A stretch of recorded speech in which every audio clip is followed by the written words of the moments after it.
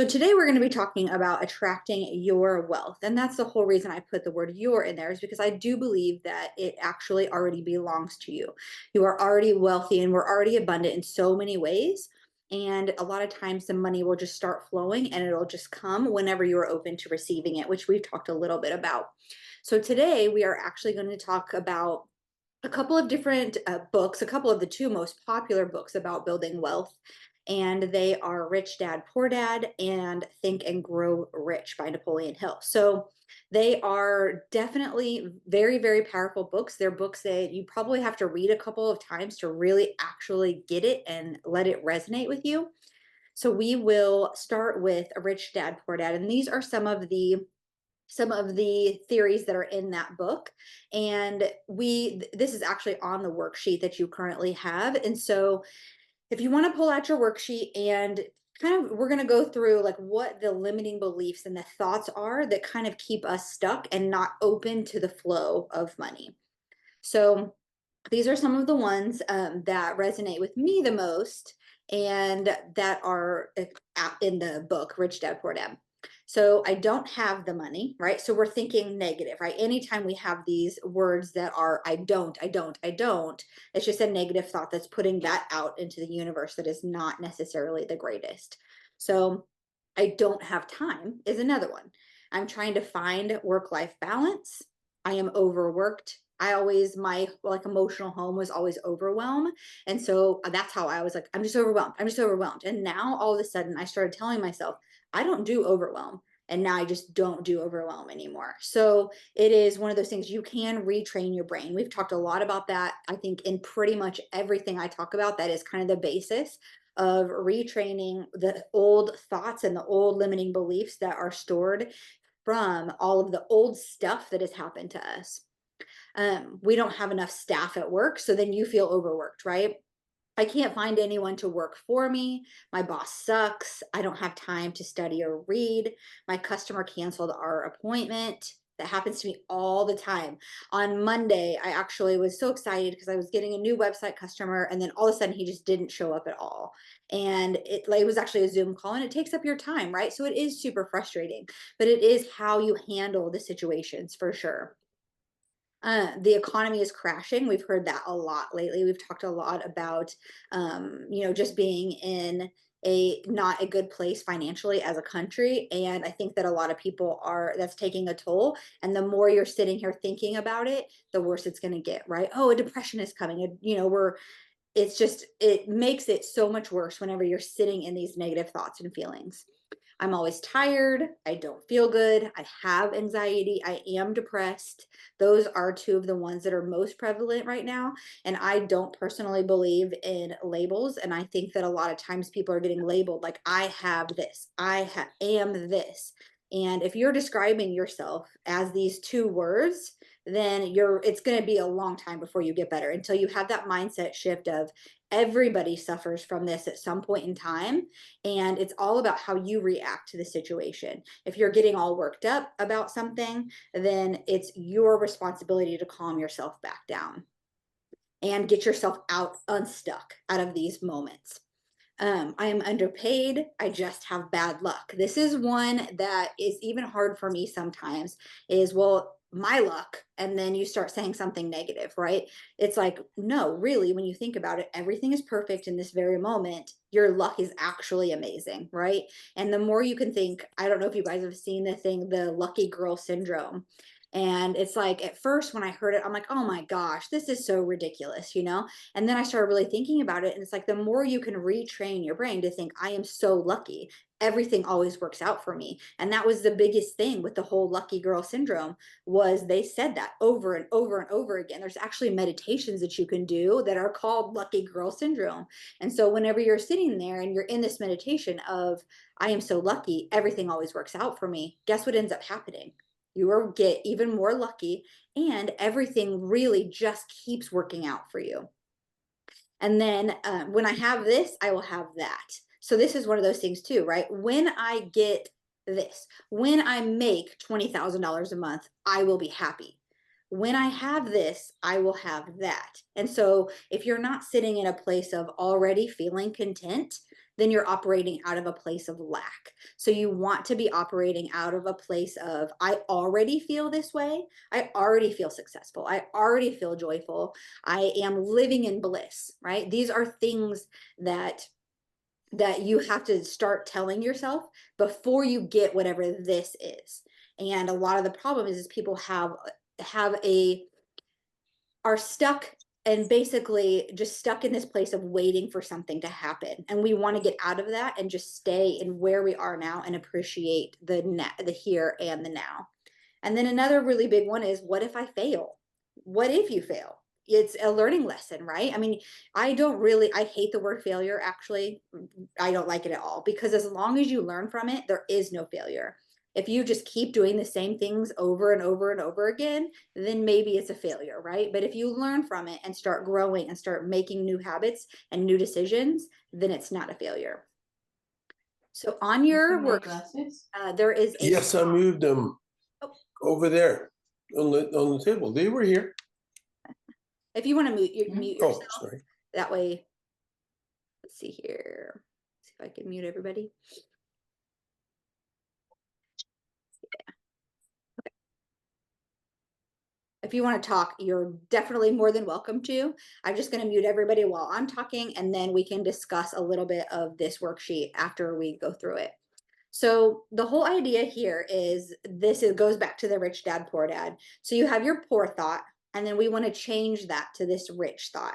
And I think some people even hear this word rich and they're like, ew, that just sounds gross, right? We think of rich people as greedy.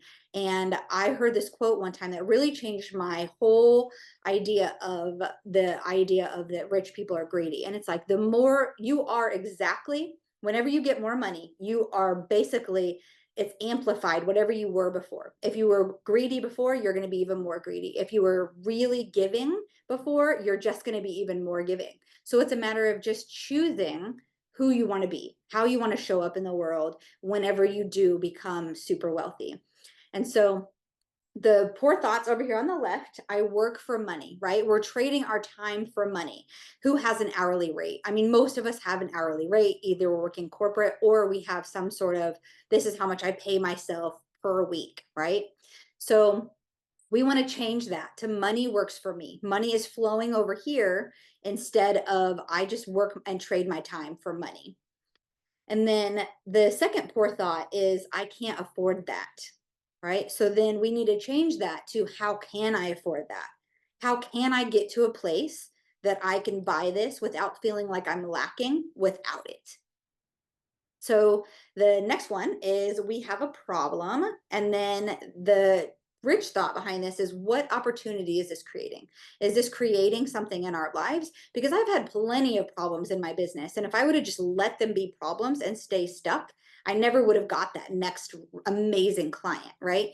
My Google listing got shut down a couple of years ago, and it shut my business down for probably 2 to 3 weeks. And I was just trying to figure out why, because I wasn't necessarily doing a lot of marketing. I was going and networking and building relationships with people, but I wasn't keeping up with the whole like marketing in a whole bunch of different ways. So that way my business wasn't doing this. Google all of a sudden made my business plummet.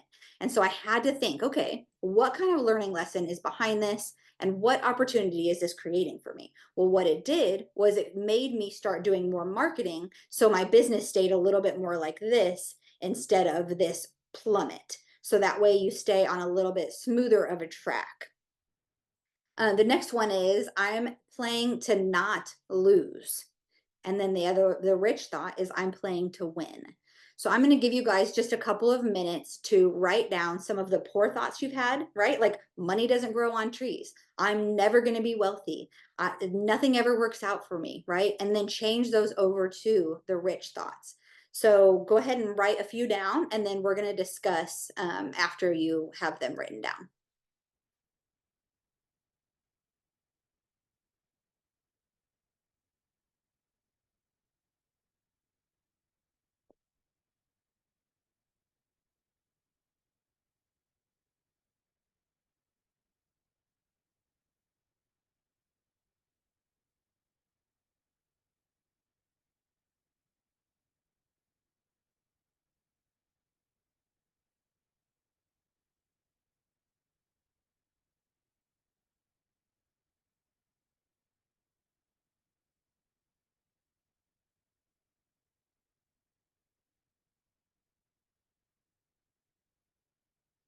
And if you're not sure how to change this into a rich thought, we can definitely talk about that as well. Because some of them aren't so easy to turn over into something more positive.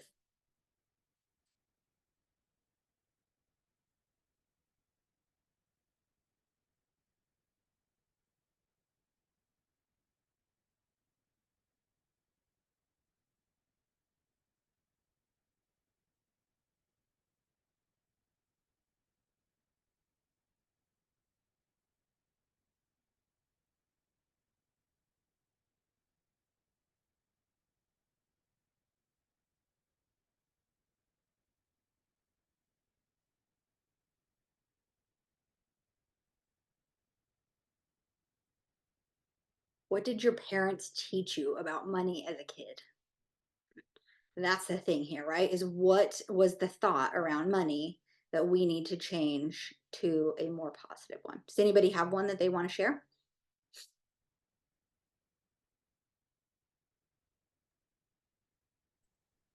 It is the money doesn't grow on trees. Yeah. That's exact thing I always heard. Yep. And so But what did you change that to a rich thought? yeah, ultimately it flows in general. I mean, it's like when you pay it forward, push it forward, you know, without fail, something always comes back. Yeah. Yeah, and I think that people think of like, even just talking about, we've talked a little bit about volunteering and, giving to charity and things. And it's like, the more, the poor thought is, I don't have enough money to give to charity. And it's like, well, how about you just start with $1 or two, right? Start with a little amount. And I know that what has kind of helped me in this area has been like, I don't have hundreds and hundreds of dollars to give to church or to different charities. It's like, but I have $10 a month, or I have $20 a month. And it goes back to that whole idea of the secret to living is giving. And if you're not feeling the flow of money, then the best way to start is to kind of have a little bit of an outflow. Don't overspend, right? But a little bit of outflow, so that way that flow can even start. If you're just hoarding money and you're just putting it into savings, then that flow of money, you're stopping the flow with yourself. So even if you're investing, right, you definitely want to start the flow and start changing those thoughts over to more wealthy thoughts, and the money will start flowing. You will get back, they always say, tenfold what you put in.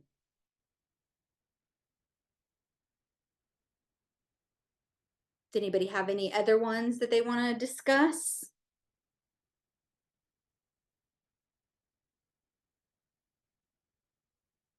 I think definitely like the scarcity mindset is where I always was, right? It's more like the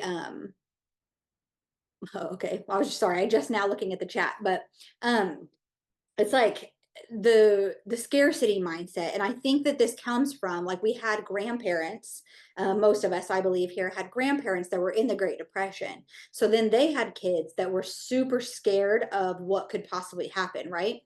And then you have all this inflation and everything going on now, and you have our parents that have taught us that there's a scarcity mindset. I remember having this conversation with my mom, it was a couple years ago on Mother's Day, and I was doing dishes and she shut my water off while I was in the middle of doing dishes. I had stepped away for 1 or 2 seconds and she shut my water off. And I was like, what are you doing? You're saving me like pennies by shutting my water off. And that is the scarcity mindset. Not saying you should just sit and let your water run, but also don't be so scared. It's the fear of not having enough that sometimes it'll make you save and then stop that flow of money. And sometimes it'll make you overspend, because people that overspend are the ones that are scared of losing it as well. Well, if I don't spend this, then I'm going to lose it. If I don't spend it, I'm going to lose it. And if I don't save it, I'm going to lose it. So both types of people are actually at some sort of scarcity mindset. So you want to make sure that you're starting that flow, but not overspending because you're scared of losing it either. It is like this middle ground that you have to find that will actually start that amazing, amazing flow. Yes, Ari on the chat says, ha, that was pretty much mine. Money must be saved, not spent. So true. All right, if nobody else wants to share, we'll move on to the next slide. Okay, these are 14 different things that came from the book Think and Grow Rich. I would highly, highly, highly suggest reading this book, not once, not twice, but definitely multiple times. It is the number one selling personal and professional development book of all time. And there's a reason for that. This book is literally talked about by every single personal development speaker I've ever heard talk. It's literally like Tony Robbins, you have Russell Brunson, you have just like Marie Forleo, all of these people talk about this book. So I would definitely, definitely pick up a copy of the book. And of course, I'm not getting some sort of affiliate for saying that or anything. It's just an amazing book. And I will tell you that I read it once by myself, and then I read it again, probably a couple months ago with Wes. And I learned completely different stuff the second time than I did the first time. And I picked up on more of like the spiritual innuendos in the book than I ever did the first time. So we're going to discuss 14 major aspects of the book, but it dives obviously way deeper into creating wealth. So that's Think and Grow Rich by Napoleon Hill. So number one is desire, right? Get a burning desire. So this is the starting point of all achievement, is burning desire to be and to do. A definite goal and a strong desire to achieve it are crucial. So what is it, right? It is whatever you see in your future. What do you want to be? What do you want to do? What do you want to have? What is it? And it's like coming up with the one thing, so that way your focus is lasered in on whatever this burning desire is. If you want to start a nonprofit someday, if you want to have your own business, if you want to quit your corporate job, what is your burning desire? And focusing solely on this chief aim. So number two is faith. So this is why we've talked about visualization, and we're going to do a visualization again today at the end of this, because I feel like it is very important to do those every single day, because we're sticking our minds on this burning desire of how we want to show up in the world. So visualization and belief, developing a faith and belief that you can achieve your goals is essential. Visualization and affirmations help in creating a strong belief system. And I'm pretty sure you guys probably know what affirmations are, and we've talked a little bit about them, but it's all about retraining that subconscious to believe that we can be, do, and have whatever we want in this lifetime. So having faith is so, so important in yourself and your capabilities, right? I think that's one of the things is, as kids, we're told to be quiet. We're told to go to our rooms. We're told to just kind of like, people hushed us as children. And so as an adult, you start hushing yourself because you think that nobody wants to listen to you, and that you have to get rid of that belief in order to have faith that people need to hear what you have to say. And it's like, well, what value do you have? Are you adding to the world? And it's like, if you don't, what's going to happen if you don't put your voice out into the world that you want to see? There's going to be there's going to be suffering. There's going to be people that don't get to learn this stuff. There's going to be people that spend 10 or 20 years on personal development and never get anywhere. That's my goal, is to get all of this on basically a basis where it doesn't take 10 years. It takes you 2 to 3 years to get to a place where you want to be. I just love like having that extraordinary life, right? We don't want to have just an average life. And if we did, you guys wouldn't be here right now. So thank you for showing up for yourselves today. So number 3 is auto-suggestion. So this is self-suggestion. Through repeated affirmations and auto-suggestions, the subconscious mind is influenced, reinforcing the belief in achieving the goal. So again, these affirmations, you want them to be a place that feels like a really good, like, sweet spot. So whenever you say an affirmation, like, I am an amazing mom, okay? If I feel that in my soul, then it's going to retrain my subconscious to not be believing that I'm not doing the best I can and all of that. But if it's not in that sweet spot and I'm like, no, I'm not, and my subconscious is like, no, you're not, that's not how you feel, then your affirmations are not going to work. So we talked a little bit yesterday about creating affirmations that consciously are true, right? So that is the I am wealth, I am health, I am prosperity, I am abundant. So these things, like my subconscious cannot argue with those, because I know that my creator created me all of those different ways. He wants me to be in perfect health. He wants me to be prosperous. He wants us to be exactly who we came here to be. So coming up with affirmations that feel really good to you. You want to make sure that when you say them, that you feel really good about it. And one of the really great ways to do this is to be looking yourself in the mirror, in the eyes. And I will admit that the first time I did that, it felt really weird. And I started crying pretty quickly, because not very often do we look in our own eyes. We might look and stare into other people's eyes, but you don't very often actually sit with yourself very often. So I would say that is super, super powerful. All right, number 4 is specialized knowledge. Continuous learning, accumulating specialized knowledge and expertise in your chosen field is key to success. This involves ongoing learning and self-improvement. So fortunately slash unfortunately, I get to stay involved with what Google is doing all the time in my web design and branding agency, right? It's like, it's one of those things that's a double-edged sword. I don't really want to be just sitting and reading things of what Google is doing, but for my clients, I have to stay informed. So that is like basically taking my specialized knowledge in my chosen field and making it successful. So whatever you're doing, just keep figuring out more and more ways to learn and grow in whatever you're doing. So it is, whether it's marketing in your business or whether it's just what value you're putting out into the world, keep growing, keep learning, keep doing the self-improvement.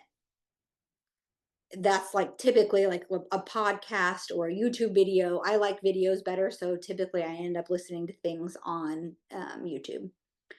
Number 5 is using the imagination. So creative vision, the ability to visualize and create plans to achieve your goals using your imagination is critical. Imagination is where ideas and plans are born. I would hope at some point in time, whether you have in the past or in the future, I would hope that you are able to have your imagination, all of a sudden something just comes to you, right? A business idea or something to do with your business, a new idea inside of that. These ideas are very important. And we're going to actually, one of the other ones is intuition. It's like you have to listen to these. And if you do believe in God, I believe that God is like, that's how he's showing us things. He's showing us them through our imagination. I woke up in the middle of the night, probably about 8, 9 years ago now, and I was like, I was supposed to write a book. And it was supposed to be a choose your own adventure book. And it's like, I don't want to write a kid's book. Why in the world would I do that? I have like, that's just not something that I've ever really wanted to do.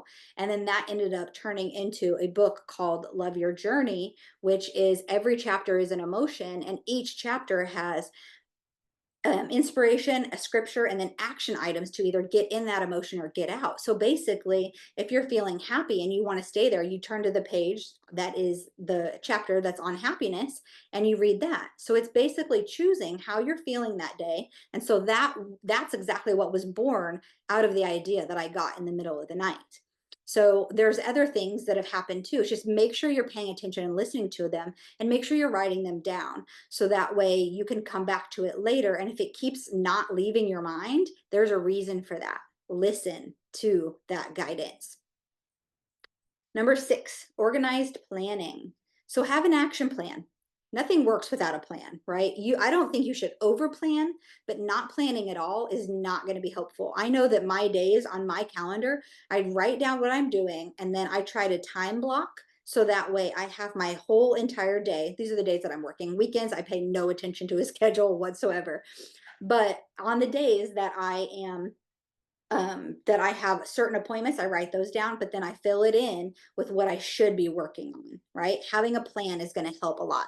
And I still use a written planner and I use Google Calendar. So I have a little bit of the digital world and a little bit of the paper world still too. It's obviously whatever you prefer. Successful individuals create detailed plans and take action to achieve their goals. Planning and organized efforts lead to success. So planning is super, super, super important. And I talked to plenty of business owners that never even filled out a business plan, which is so scary. And I did whenever I started my business 13 years ago. I didn't have a business plan. It's one of those things you want to get really specific on what you want to achieve and how you're going to achieve it. It creates a little bit more of the confidence as well, having the faith that you're able to create all of that in your business. All right, number 7 is decision. So, decisiveness, the ability to make decisions promptly and confidently, is a common trait among successful people. Procrastination and indecision are major obstacles to success. If you have a really long to do list, a lot of times you get nothing done. And that's because of procrastination. And the things that you are procrastinating on are probably things that you don't really want to be doing. So my suggestion is to get those out of the way. And I mean, I even sometimes I'll sit in the middle of my day and know that I'm just sitting here in analysis paralysis, trying to figure out, okay, well, what should I do next? Sometimes I'll go meditate and clear my mind so that way, whenever I come back to my desk, I have a little bit better of a succinct plan. And maybe even you meditate on the fact of, okay, what's next? What's the one thing that I should do next? Persistence is number 8. So, perseverance, continued effort, and persistence, even in the face of setbacks and failures, are essential.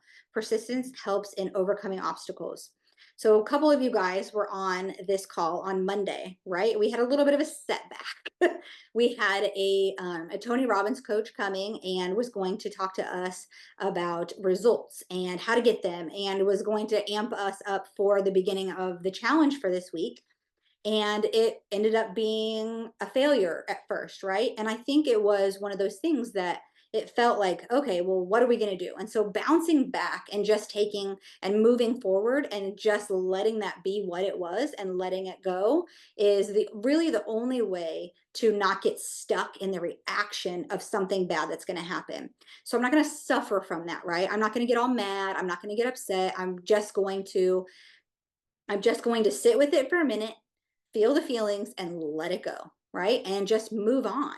And that's the thing, is like people kind of sit in this feeling of stuckness and maybe even victimhood. And you sit there and you're like, why is this always happening to me? Why is this always happening to me?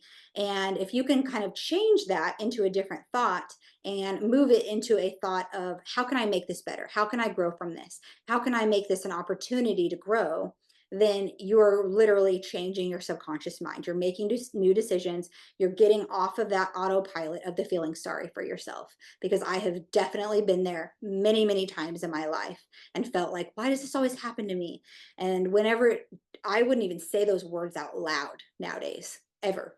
Like you can think a thought, but don't let the words come out of your mouth, and let the thought be a short thought. Don't suffer from it for too long. All right, number 9 is one of my favorites, mastermind alliance. So, collaborative efforts. So, forming alliances with like minded individuals who can help and support your goals is important. A mastermind group provides encouragement and ideas. So, this is actually one of the things I am dreaming about with Dreamscape, is to eventually have a mastermind that is going to be very exclusive. It's going to be very like minded people. It's going to be people that are achieving their goals, people that are high achievers, that are in a zone, right, where we can all help each other. And that's the whole idea of a mastermind, is getting together and being able to help each other in our businesses, in our lives, really achieve what we want. Because I can promise you something, you cannot do everything on your own. As a business owner, it is way too hard to do everything on your own. And I learned that about 8, 9 years in the hard way. And I started hiring people, and they weren't necessarily the right people for the job, but I wasn't being a good leader. And so it was like, having a mastermind this whole entire time would have been super helpful to be able to figure out how to be a better leader. And a lot of times the mastermind, you'll have different people in there from different genres of business that can help you through things. And whether it be a marketing company or a lawyer or an attorney or somebody that can help you along the path of not feeling so alone in your business. So masterminds are very, very, very important. All right. Number 10, The Mystery of Sex Transmutation. Super interesting part of the book. And so channeling the sexual energy, redirecting sexual energy into creative and productive outlets can enhance personal and professional achievements. So I read this chapter the first time and just kind of like skimmed through it and didn't really even think anything of it. The second time it resonated a lot more with me. And it's like, you just want to make sure that you're staying in a creative space. And so you want to enhance these personal and professional achievements. And if you want to read more about the sex transmutation, definitely grab the book because it is a super, super interesting chapter. Number 11 is the subconscious mind, which we've talked a ton about over the last few days. So, controlling your mind. So, understanding and controlling your subconscious mind through positive thoughts and emotions can influence your actions and outcomes. So, we talked a lot about retraining, reframing, all the different things, and creating new neural pathways and making sure that we're staying in more of a positive place. And I know that there's people out there that are more of like the toxic positivity, right? And it's, you don't necessarily want to make sure that you're turning everything into something positive immediately. There are very sad things that happen in life. So you have to sit with that and then find a way out. You have to find your way out, whatever that may be, whatever it's really great music, or I personally, when I'm reading and growing, that's what kind of gets me out of my stuckness. I've even said at times that I'm actually addicted to reading and personal development. So, and I guess anything you're addicted to could be good or bad at different times. So it's definitely what keeps me ticking for sure. Number 12, the brain, a broadcasting and receiving station. So the brain can be turned to receive and transmit thoughts. Developing a positive mental attitude helps in attracting success. So you can kind of see the whole like synchronicity between all of these different things. They all work very, very well together. And it's all about just staying in a place that is going to, you're vibrating good energy, right? And you can tell when you're talking to people what kind of energy they're vibrating, what they're putting out into the world. So, number 13 is the sixth sense, which is super hard to say. Intuition. Are you listening to your intuition? So, developing and trusting your intuition or the sixth sense can guide you in making better decisions and recognizing opportunities. So, this is part of like even the meditation, the visualization. I always say pay attention to the first thing that comes to your mind. When you're filling out any worksheet, pay attention to the very first thing that pops up because there's a reason that that popped up first. Number 14 is overcoming fear. So, fear management, identifying and overcoming 6 basic fears. So, these are the 6 basic fears of humans: poverty, criticism, ill health, loss of love, old age, and death is essential for achieving success. So, whenever you are trying to figure out what you're scared of and identifying the fears is the very first step, right? I always say awareness is key.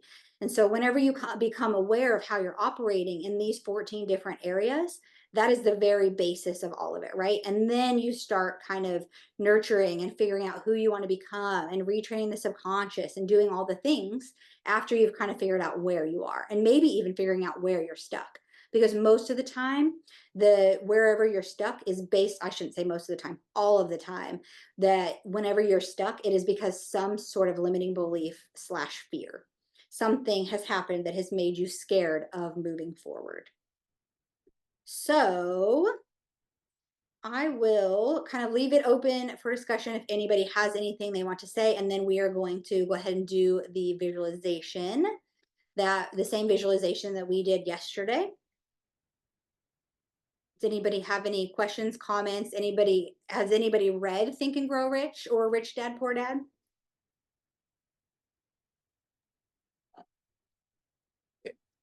Read them both. Obviously, one with you, and the repeat of chapter on faith, the continued call to action. I think is something that everyone want to stay with. Yeah, absolutely.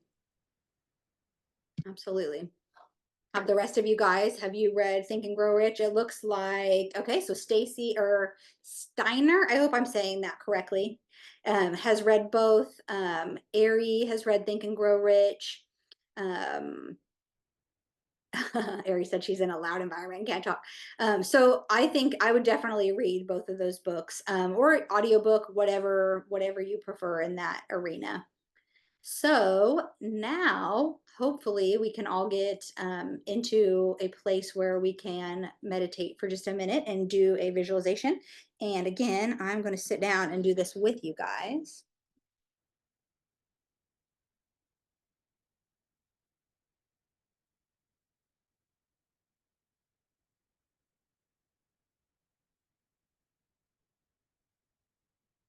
All right. Okay, and Stacy has started both books. And Stacy, I will tell you that I've started many books. So, and I've put them back and put them away, and then I came back to them later on when they were actually going to resonate a little bit more with me. So that is perfectly normal. I think a lot of people start books and maybe they aren't resonating as much, or maybe they're a little boring at first. You know, if you can make it into like the second chapter, that's even better, right? Okay. Start this visualization. Have you guys close your eyes and sit where you are. Okay. Take a deep breath. All right. Begin by closing your eyes, sitting where you are, allowing yourself to fully experience your feelings. Find a relaxing, comfortable position in your chair or laying down, with your arms and legs uncrossed to allow a free flow of energy. Focus on your breath. Take a deep breath in and slowly exhale.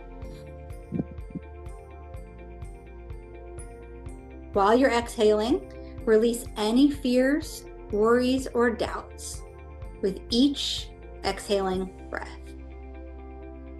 Let go of any heaviness you may have as you exhale.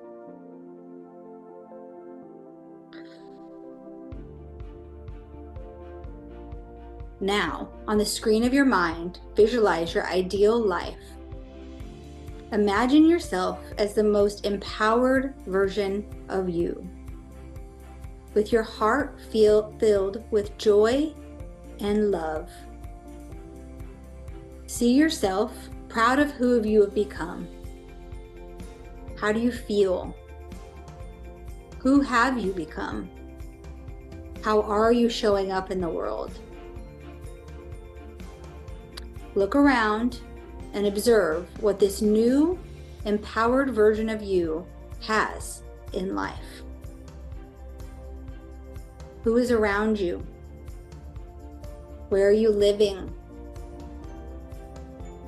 What business do you have?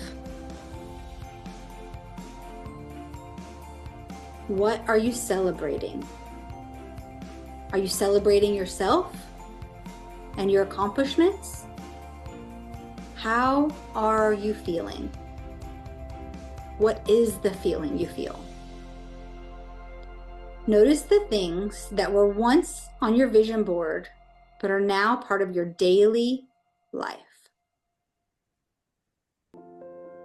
Feel the emotions associated with experiencing time freedom, financial freedom, and all the experiences you desire. Do you feel light, joyful, and excited? Are you happy and at peace? Reflect on how it feels to live this new life. As you look around, consider what you are grateful for. Are you thankful for the people who have supported you along the way? Are you grateful for the choices you made to become the best version of yourself? Appreciate the courage it took to overcome your deepest fears and choose love instead. Finally, express gratitude for yourself and the journey you've undertaken.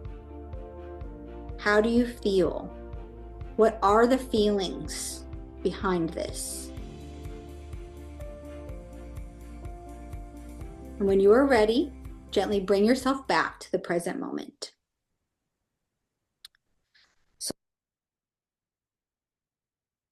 Right. Anybody have any realizations during that? A lot of times I end up, whenever I'm able to super relax, end up in tears just because I'm so happy and so excited for what the future brings. And those are my favorite times, are the ones that end up that way. Anybody have any realizations? Any want to share their a little bit of their visualization?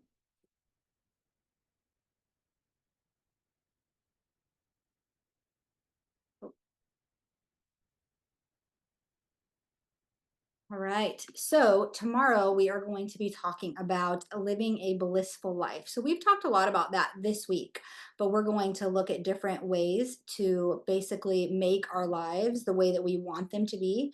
And I do believe that we are the creator of our lives. And I tell people this a lot, but it's like we are the creator, but we were obviously created by something greater than us. But we do have the choice to make decisions. Opportunities are put in our lives so that way we can get better, grow, discover who we really are and who we truly want to be in this life.